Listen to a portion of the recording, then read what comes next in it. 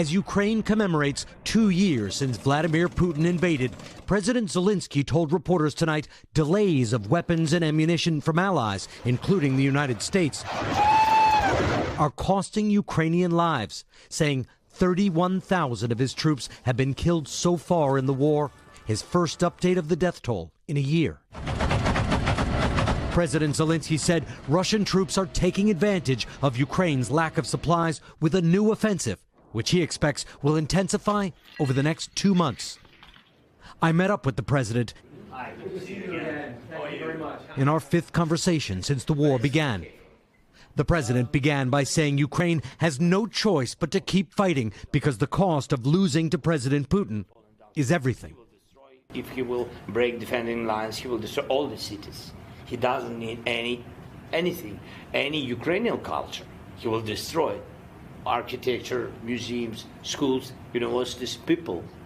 Mr. President, I just returned from several areas along the front line in the south and in the east, and soldiers there told me they have to ration their ammunition.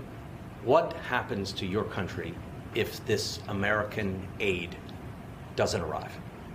We will lose a lot of people. We will lose territories.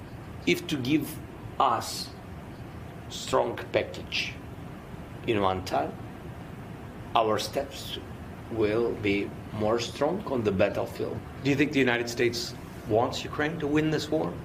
Or do they just want you to weaken Russia and contain Russia? I hope so. I hope so. Otherwise, how to trust people?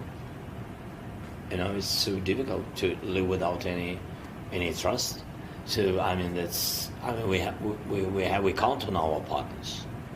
You said that you believe this year is a turning point year for Ukraine because of, in part, U.S. elections. You pointed specifically to the U.S. elections. Are you talking about Donald Trump? Are you worried that Donald Trump could pull the plug? I hope he will not stop. If he will be the president, that is the decision of your people, of course. And I hope that the policy of the country will not change. I count on the American people. President Zelenskyy also outlined a peace plan to end the war, with Ukraine presenting its terms to Russia this spring, followed by direct talks. The Kremlin has already rejected the proposal. Kate? Thanks for watching. Stay updated about breaking news and top stories on the NBC News app or follow us on social media.